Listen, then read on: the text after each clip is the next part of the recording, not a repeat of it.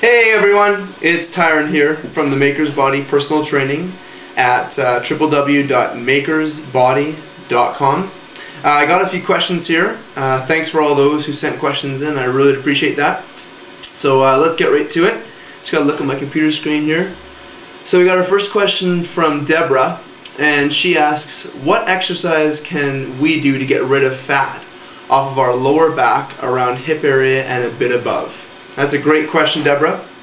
And one thing with exercise and trying to get fat off a specific area on the body, it's called spot reduction.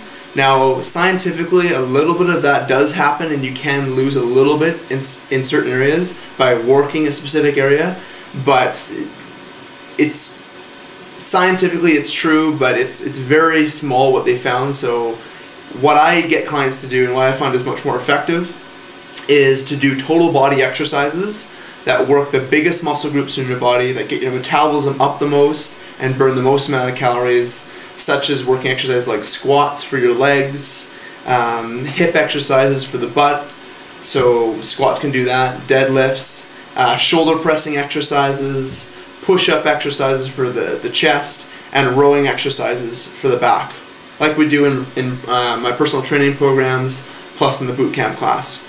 Now, not sure when you signed up for the newsletter, but I recently sent out a free special report called the 7 Deadly Workout Sins, and not sure if you had a chance to read that or if you got it. If you didn't, go to my website, go to www.makersbody.com, that's all one word, makers with an S, body.com, // 7 Deadly Workout Sins .html, and that's 7, the number 7, deadly workout sins.html, and you can just download the whole report there.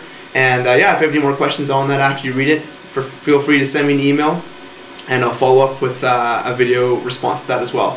But yeah, mainly to sum it up, you want to be doing total body exercises, and you want to put them into a circuit fashion, like I do in my boot camp. So you do, let's say for instance, 20 seconds of squats, followed by 20 seconds of push-ups, followed by 20 seconds of rest. Then you'd go maybe 20 seconds of squats again, 20 seconds of push-ups, followed by 20 seconds of rest. Then you could do another 2 exercises, and so on and so forth. So doing total body exercises that works the whole body at one time, and then taking minimal rest is the most effective approach to melting fat generally, as well as just melting fat on the top of the hips, because the body's going to pull the fat from wherever it wants to make up the calorie deficit that you're creating from the intense exercise. So I hope that answers your question. Again, if it doesn't, go on that website of mine, download that free report, and if you have any more questions, shoot me an email. Question 2 is by Trevor. Trevor asks, other than the running on the spot exercise, are there any other exercises I should be doing at home? Great question, Trevor.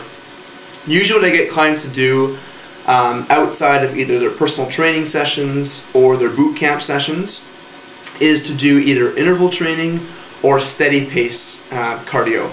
Now for interval training, what you'd want to do is you'd want to go about 10 to 15 seconds of all-out intensity, so as hard as you can go. Again, everybody's level is different. So about 90% to 100% of maximum effort for you. So let's say you're doing jump rope. You'd go as hard as you could for 10 to 15 seconds on the jump rope. Then take about 45 to a 50 second rest. And then do that again as hard as you can for 10 to 15 seconds. And then take another 45 to 50 second rest. Do that about 8 to 10 times.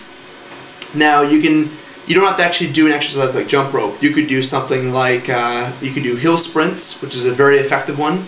So just go up on a hill, find a hill, sprint for 10 seconds up the hill, and then walk down for 50 seconds, sprint up for 10, walk down for 50. Now again, if you're not able to sprint, you can always do it a lot easier. You could do a fast walk up the hill, you could do a jog up the hill, you could do a run, sprint, whatever it is. Again, it's all subjective level intensity. Whatever feels hard for you, that's going to get your metabolism up, that's going to get your body burning and melting body fat.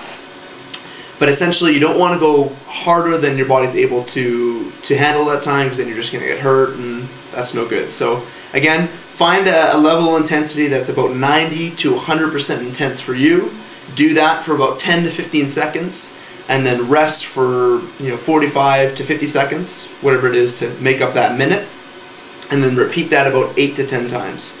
That's usually what I say to do if someone's going to do intervals. Now, if you're going to do steady pace, if you're going to do steady pace is basically where you're holding a specific intensity for 20 minutes to 30 minutes. Now, what I tell clients to do with that one is to pick, first of all, find your maximum heart rate. So if you're a female listening to this, your maximum heart rate would be 226 minus your age. That would be your maximum heart rate. For males, 220 minus your age, and that would be your maximum heart rate.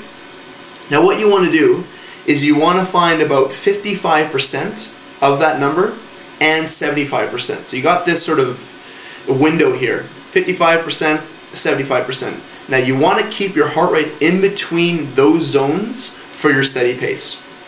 People that are less fit stay down more by the 55, 60%. People that are more fit can stay upwards more of the 75% range. Now, to figure that out while you're going for a walk or a light jog or whatever that pace is, you're going to want to get a heart rate monitor. One of the best ones are the ones that have the watch aspect, plus the one that just sits along the chest. I'm not sure if you can see this, but it sits along the chest here. I'll just sit it up here. So it sits along the chest right here, and it straps under your back. Those are some of the most effective ones because they read it the most accurately, and it comes through on the watch. So again, you can just set your watch, figure out the number. Let's say it's your 55% is 100 beats per minute, and your 75% is 140 beats per minute. You would keep your heart rate in between that range. Again, the more fit you are, you'd stay closer up to the 140. The less fit you are, you'd keep it more down by the 100. And you'd go for about 20 to 30 minutes, 45 minutes, whatever you're able to. I'd say at least 20. But yeah, that's what I'd say to do. So if someone wants to do both of those, I'd say do the intervals first for about 8 to 10 rounds, which would take you about 10 minutes, and then finish off with 20 minutes to half an hour of just the steady pace afterwards. So I hope that answers your question, Trevor. If not, shoot me an email and I'll follow up with more. Next question is by Cecilia. Cecilia says, recently I read an article by Dr. McCullough on bone health, and he stresses that exercise, not calcium, builds strong bones, and that exercise plus eating right is the way to go, and not taking calcium supplements. And she quotes from him, he says, replace calcium supplements with natural salts and strength building exercise like weight training, and consider taking natural progesterol. What's your thoughts on his comments? Great question, Cecilia.